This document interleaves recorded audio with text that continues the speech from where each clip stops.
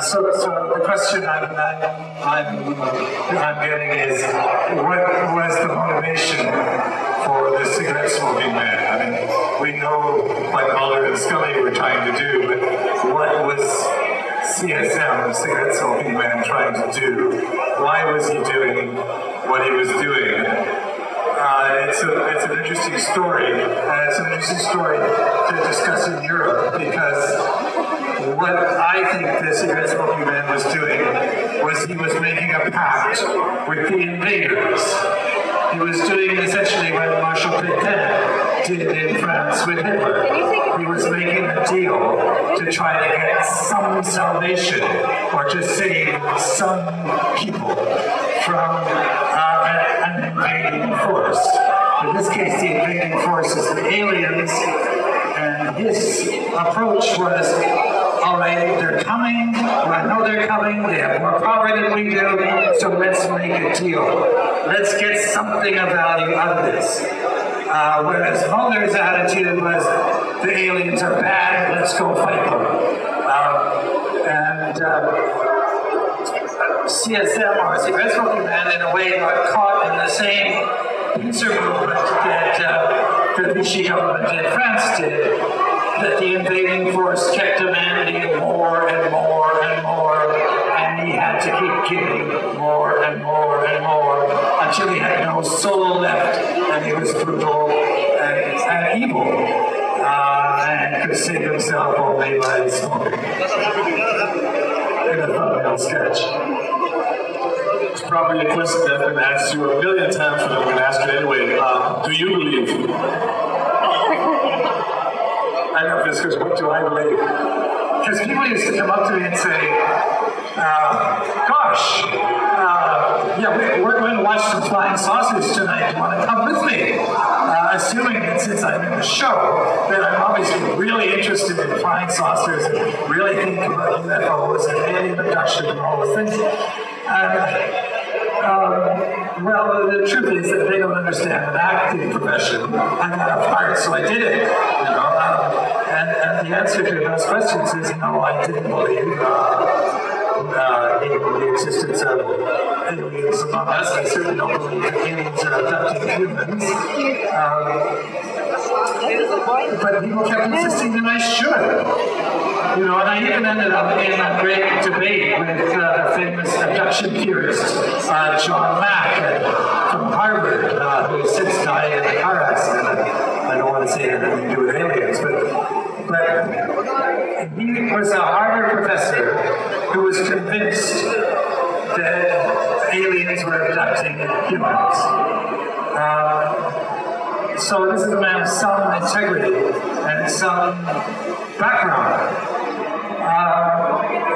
And of course, the whole theory is based on repressed memory and trying to deal with repressed memory, which we now know is pretty much a fraud. People brought to jail for mistaken accusations based on false ideas about repressed memory, but that's a whole other story.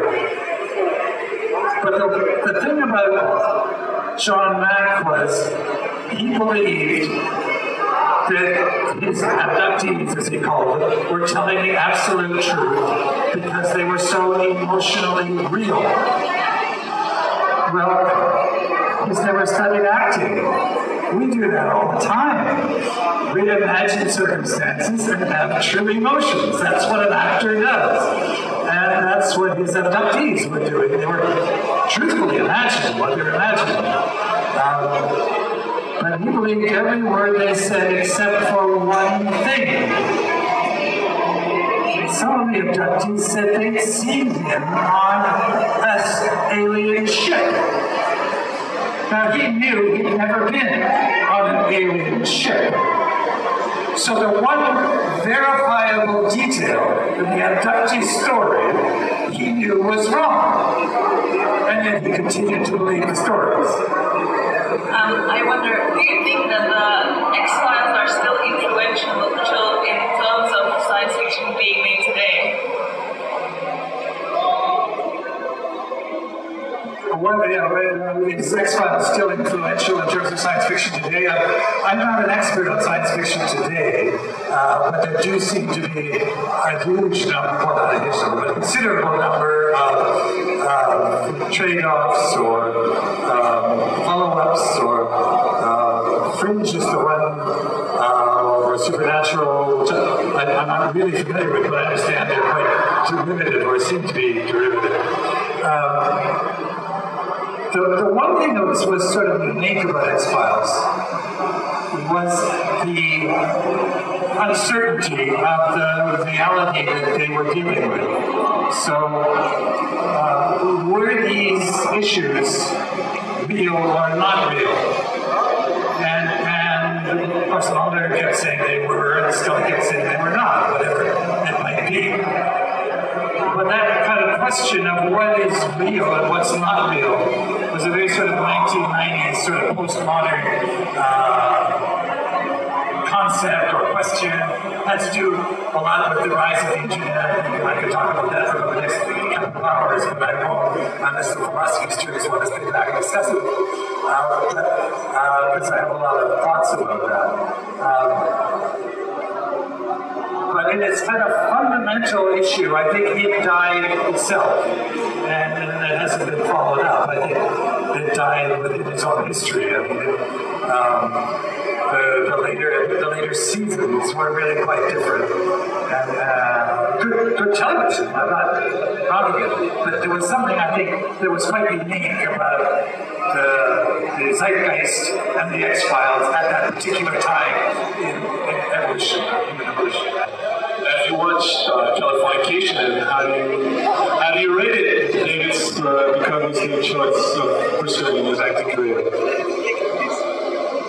Yeah, I really can't answer that question. Do I watch Californication? I actually did see it once, so I have to only see it once. And the only thing I can tell you about that is I know David went around the set on X-Files and asking directors and producers, when am I going to get a baby? When is Mulder going to get a girlfriend? Well, he's made up for it on Californication. I find it interesting you say you're not so much interested in science fiction, but you seem to end up on science fiction as an actor. You did X-Files and Sliders, I believe, and Stargates. And I wonder like how you end up playing in sci-fi and how the different sci-fis are different to play as an actor. It's kind of hard to say how one builds a certain rapport as an actor or a certain rep as an actor. And so one gets known in the science fiction community. And so because you know in the science fiction community, another project, another series, or another TV movie, I've done a lot of science fiction of varying types. You know, it's fun to do. I enjoy the work, but as a viewer, it's not my first choice. Can I have a big round of applause for Mr. William? That was the second part of the Q&A with William B. Davis at the Antwerp Sci-fi Horror Convention of May 1st here in Belgium. I hope you liked the second part. If you hadn't seen the first part yet, make sure to check it out. There's a link right here, hopefully. But it was really awesome. I really enjoyed it, and I hope you did too, despite the horrible sound quality. So that was it. I hope you liked it, and I'll see you soon. Peace out!